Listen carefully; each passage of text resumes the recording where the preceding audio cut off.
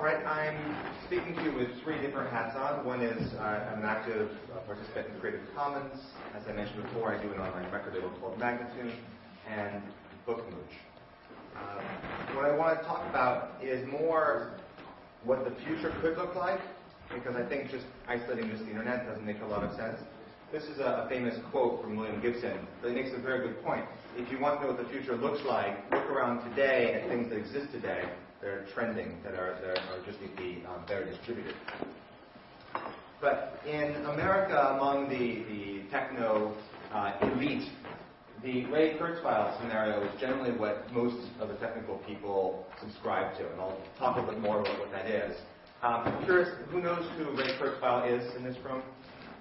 Okay, a few people, good. And do people know Bruce Sterling's futurist writings? A few. Those form two different camps. A way of thinking of them is the singularity, which is Ray Kurzweil's position, and I'll explain what that means in a second, versus logic. So just going to articulate these two main technical future scenarios, and then bring it back to the internet. Everyone's seen Moore's Law before. Everyone's seen a chart like this. Since 1970, doubling the processor power. Similar kind of chart you see here with supercomputers doubling, not that new. This is a more interesting chart. This chart is Moore's Law going back to 1900. Few people look at Moore's Law and think, wait a minute, this is a long-term progression. Note this here is a logarithmic scale. So while this looks linear, it's linear logarithmic. So obviously, processor power is going logarithmic. This is a more interesting chart even than that. This is the pace of major chaotic changes in the history of human existence. And again, a logarithmic scale in terms of time to change. And you can see that massive changes are occurring at a much faster rate. When I saw this chart, initially I thought this is just an arbitrary set of events that happen to fit the scale.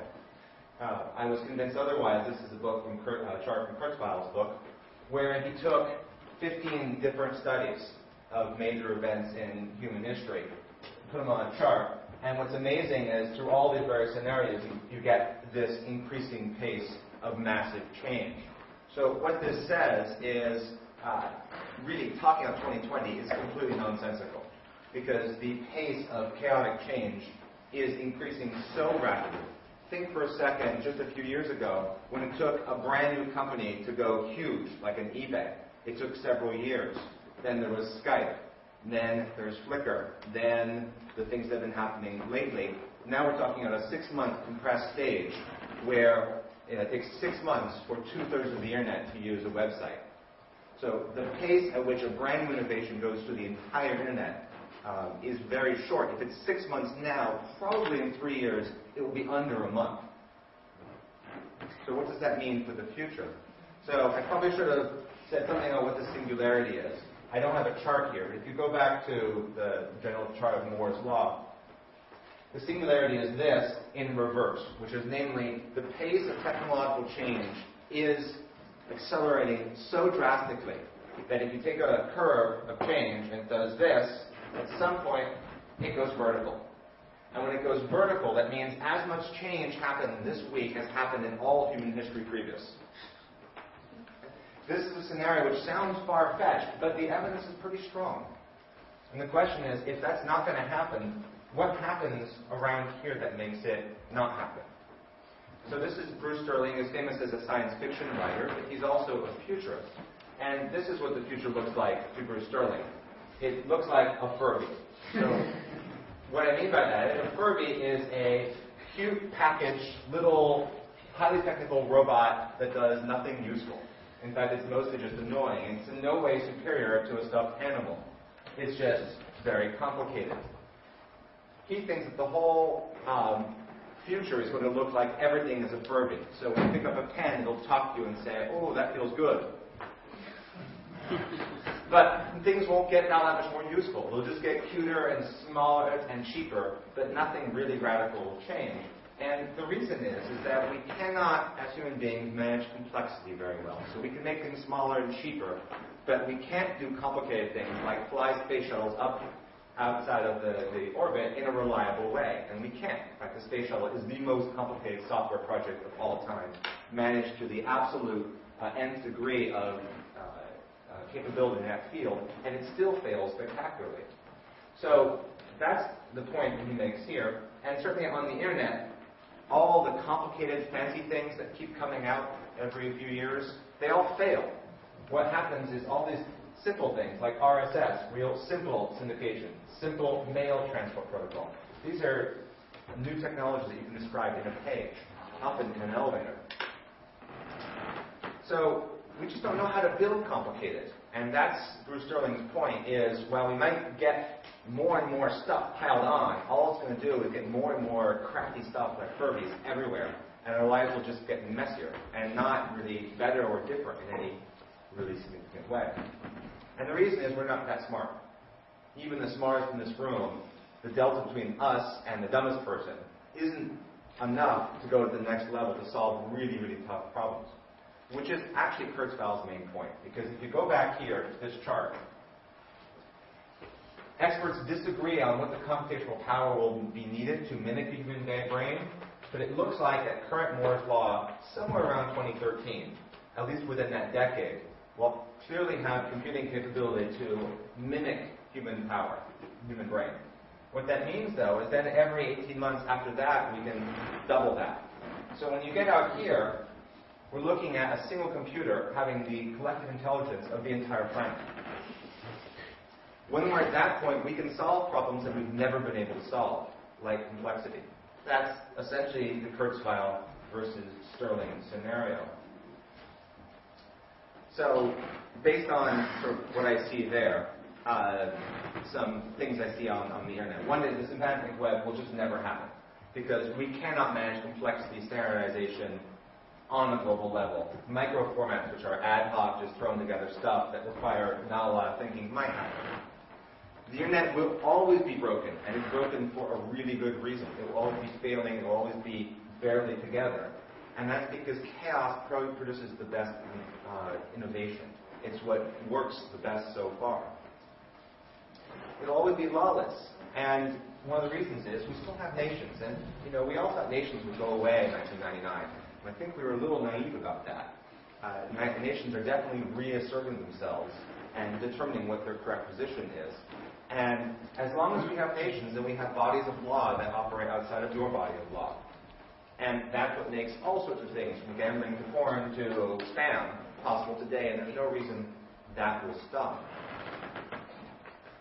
But I think Kurzweil is really right about a very fundamental thing, which is every year or two we're seeing major, traumatic, horrible change. And in the next 10 years, there's really no reason not to look at change on the scale of World War II occurring. Things that we had completely assumed would stay the same should change.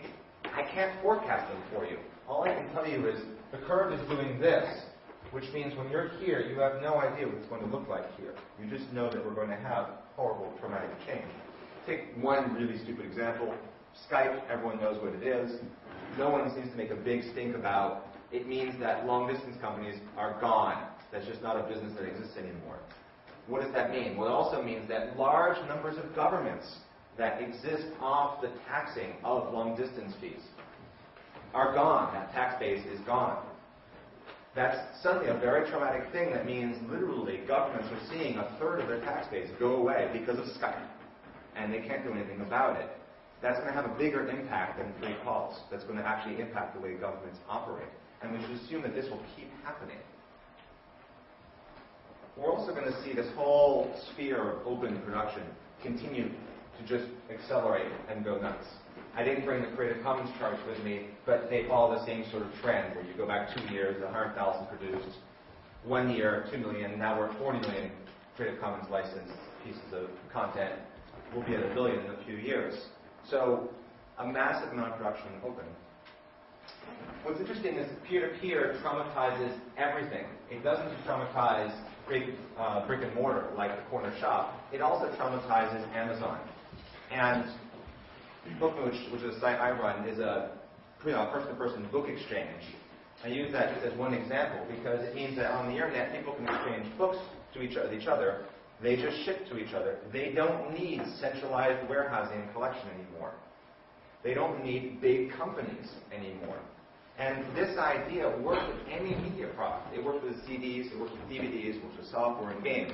Anything that you use, consume, you can pass on to somebody else. You just need software to help that happen. That means very traumatic change in what we think of as big company economies.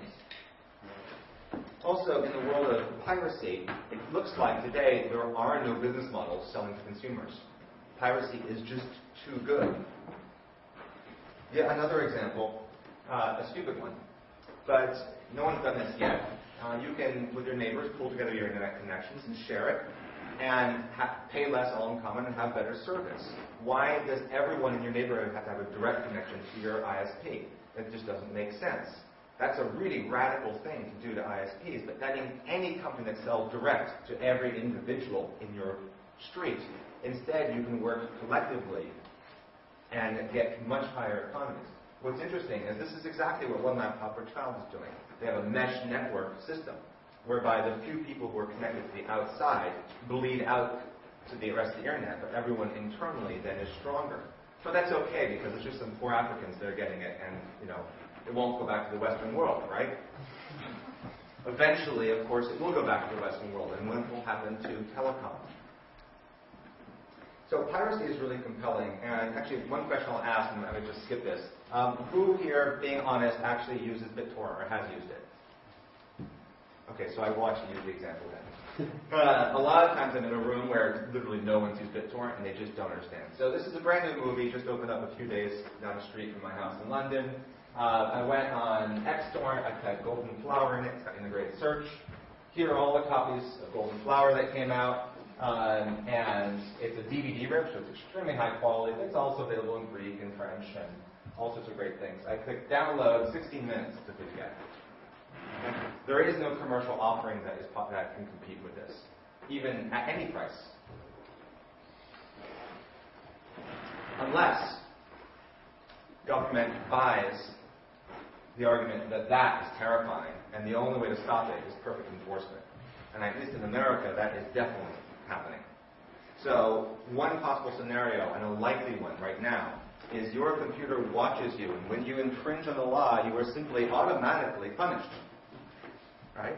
This may be quite simply just a fine, but it might be other kinds of punishment as well. But we're certainly going to full surveillance, perfect enforcement as a solution to the problem of piracy. So that already said already. And what's ironic is between these two poles of 100% enforcement and total piracy, the open source world is actually a middle path, even though the copyright world sees that as a horrible world. And that's because the open source world actually talks about rights. It talks about contracts. It actually sees what freedom is, and it values that. And it's the middle road. So here's three things that are going to happen, and they're in a collision course. So one, we know permission society will expand. How far, we don't know. But it's been growing leaps and bounds. Piracy is unstoppable at this point. Despite all the RIA lawsuits, if you look at a company called Big Champagne, that's the analysis company of the piracy world, they show massive growth, unabated, ever since Napster in peer-to-peer. At this point, peer-to-peer is responsible for, by some estimates, 1/3 to 60% of the traffic on the internet. Okay, so the majority of the internet is for piracy. And the technology appears to completely circumvent any legal means other than full surveillance. And of course, we have Free and Libre colliding with these, all going logarithmic. What's going to happen? Well, I think government is unfortunately going to be the one who chooses. They're either going to go with the police state, or they'll do nothing, and we can go to piracy versus the others. But I think that the Free, Libre, and Open model, which is why I'm associated with Creative Commons, can actually force government's hand by showing a business model that may exist while still providing a lot of the benefits to end users of the piracy of the less rights model. So that's my presentation.